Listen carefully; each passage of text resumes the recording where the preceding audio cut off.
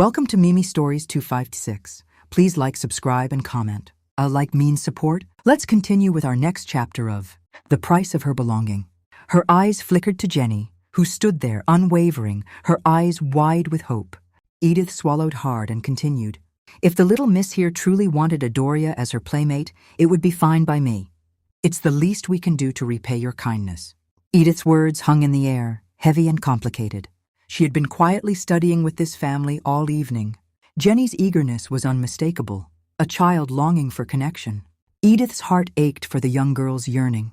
What a sweet and thoughtful child, she thought. But there was more.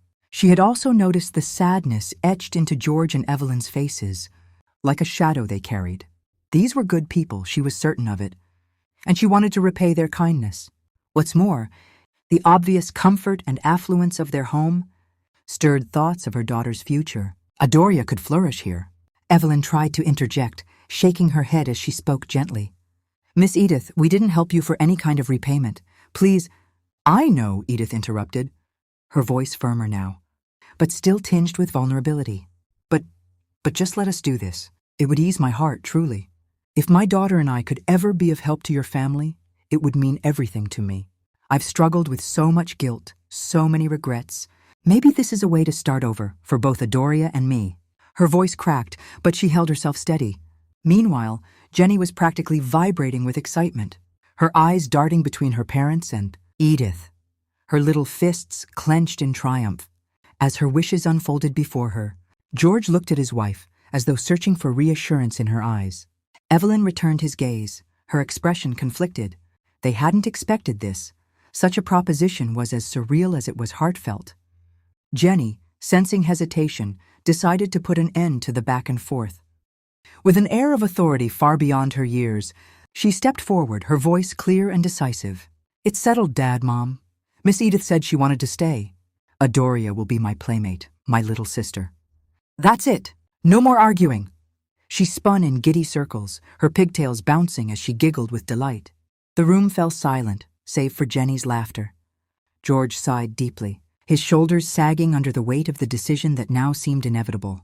Evelyn reached out and placed a hand on his arm, her touch grounding him. Edith sat quietly, her resolve unwavering, her heart cautiously hopeful. George sat silently, watching his daughter bounce with excitement, her eyes alight with joy. Jenny's words lingered in his mind, and he couldn't bring himself to deny her. How could he? She had been so patient for years, never once complaining about her loneliness, even when the weight of their loss had crushed them all. Now, seeing her happiness, he realized that she had chosen something for herself, a step toward healing and growth. He had known for a long time that his daughter needed someone to play with, someone to share her world, but he didn't know how to approach the matter. Jenny had solved it for him, and that eased his heart, even as the uncertainty tugged at his thoughts. All right then, George said finally, his voice steady as he made the decision. It's settled. Tomorrow I'll send 2 of my men to take you back to your home. They'll help you gather what you need, and then they'll bring you here. Edith let out a quiet gasp, her fingers tightening around Adoria's hand. Relief flooded through her, though the reality of the situation still felt surreal. Thank you, sir, she said softly, her voice trembling with gratitude. Adoria, too young to fully understand the magnitude of the moment, simply gazed at George with wide, sparkling eyes. Jenny, unable to contain her excitement, leaped to her feet and rushed over to Adoria. Grinning from ear to ear, she took the younger girl's hands in hers. Ria, you're coming home with us! I'm going to prepare your room. And don't worry, I'll treat you really well. As your elder, I'll make sure you're happy, just like a big sister should. Her words spilled out in a joyful rush, her enthusiasm wrapping itself around Adoria like a warm hug. Adoria stared at Jenny, her young heart swelling with emotion. She had never experienced such kindness before, such genuine excitement in her presence. Her small voice barely managed to whisper, "Thank you." Jenny didn't wait for a reply. With a dramatic twirl, she announced, "I'm going home now to get your room ready." And before anyone could stop her, she dashed out of the room, her footsteps echoing down the hallway.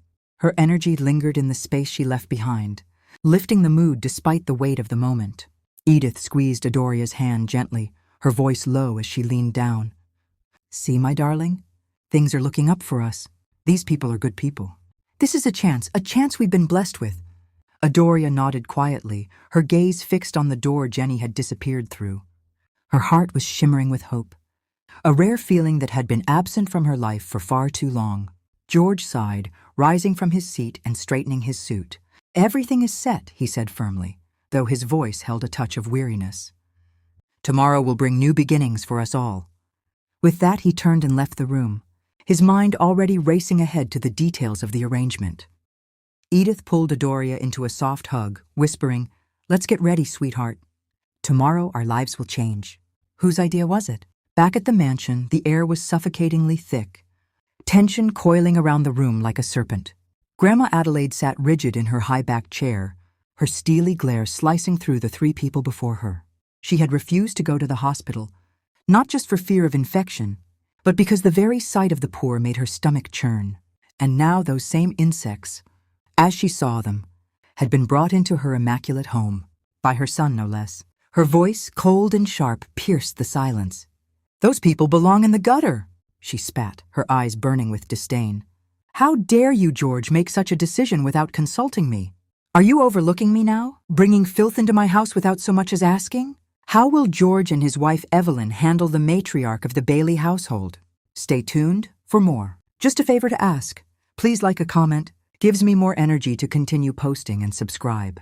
Tell me whatever you think. It's an episode-based story. So tell me what you want to come next.